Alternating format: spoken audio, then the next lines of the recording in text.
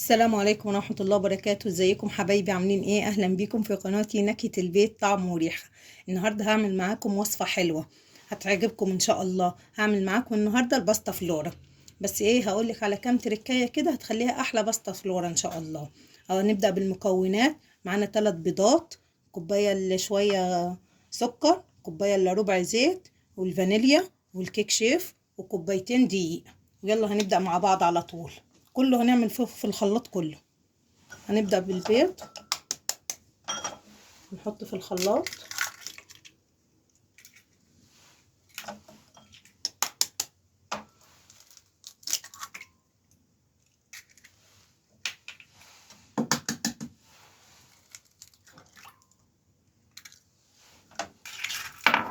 هنحط السكر على البيض ونخلطهم مع بعض. هنفضل نخلط فيهم كويس لغاية ما يبقوا كريمي. هنحط الفانيليا طبعا،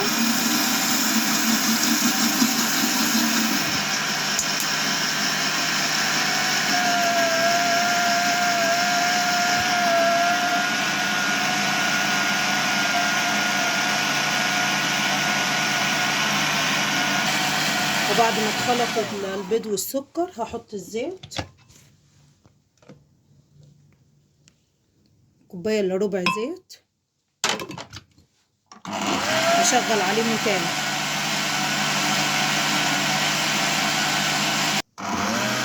وبعد ما الخليط اتضرب كويس هصبه في بولة. نصبه في البولة كده، ننزل كل المكونات طبعا.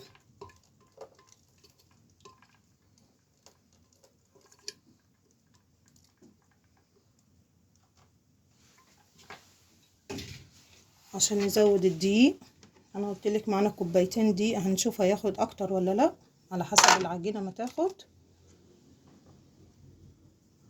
نظبطهم كلهم. هنحط الكيك شيف،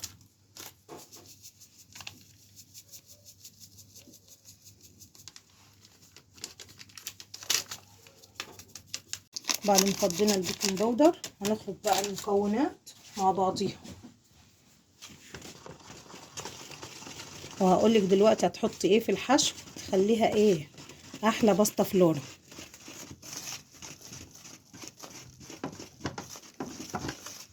هتجهزي صينيتك طبعا، هتبطنيها دقيق وزيت. انا هعمل 2 ان شاء الله النهارده. هعمل لك واحده بالعجوه. ادي العجوه مجهزاها، ادي العجوه مجهزاها. وواحده بالمربى، الباستا فلورا العاديه بالمربى، لكن انا النهارده هعملها بالعجوه وبالمربى. هعمل 2.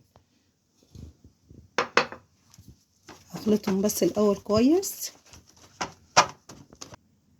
بعد ما خلطنا العجينه كويس مع بعضيها واتجمست، هنصب نص 3/4 الكميه يعتبر هصبها هنا. هنفردها 3/4 العجينه، عشان دي هزودها دقيق وهقول لكم هعمل بها ايه دلوقتي. دي هنفردها كويس. لحظه بالاسباتوليا. ولو وصلتي لغايه هنا حطي لي لايك واشتراك عشان قناتي تكبر بيكم.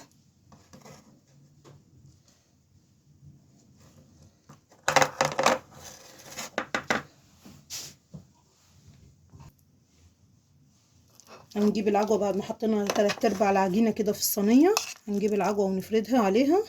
حاولي على قد ما تقدري كده تفردي. اجيب شوكه تساعدني.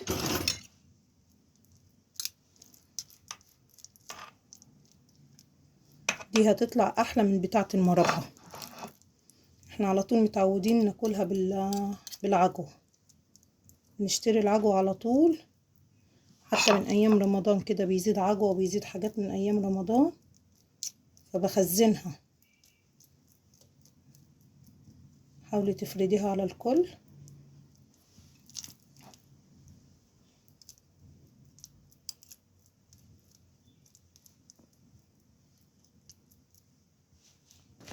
وكده بعد ما فردت عليها العجوه كلها، هنرجع للعجينه الاولى اللي انا كنت سايباها.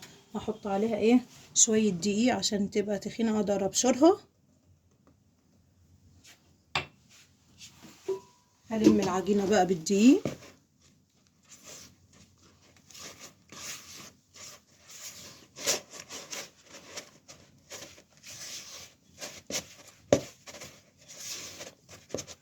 هلمها كلها كويس بالدقيق.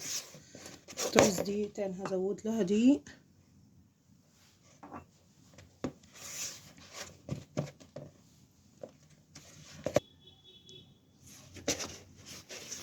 هلمها كويس.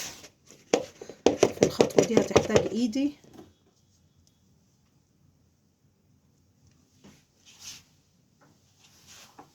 تعوز شوية دقيق كمان.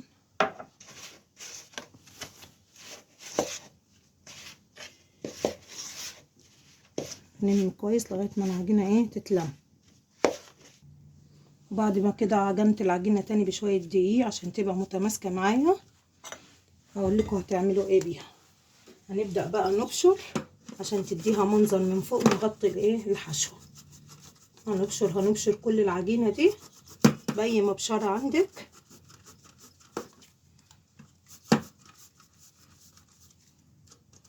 لغاية ما تغطي العجينة كلها. وكده عمال شغالين نبشر لغاية ما نغطي الصينية كلها عشان الحشو ما يتحرقش.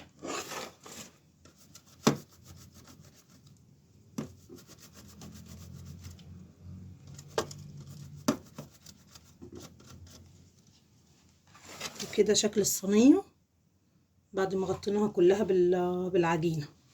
اهم حاجة تشغلي الفرن ويبقى سخن فرنك عشان تحطي على طول العجينة ما بتعملش منك.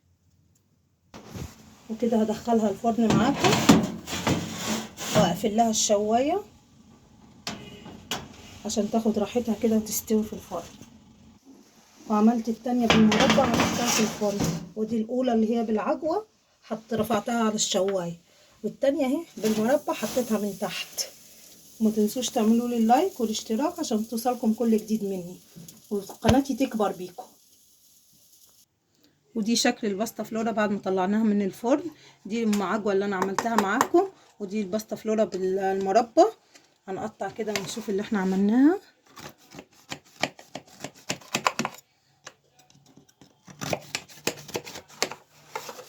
لسه طالعين سخنين حالا من الفرن.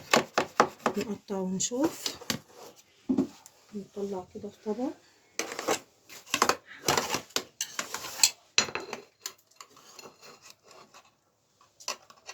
نجيب معلقه. ودول شكلهم بعد ما خرجوا وقسمناهم. بصوا بقى بتاعت المربى هشه ازاي. بصوا المربى جميله ازاي وهشه. شايفين تحفه.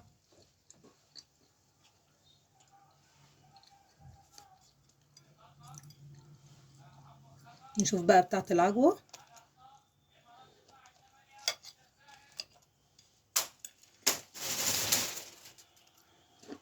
بص العجوه باينه فيها ازاي.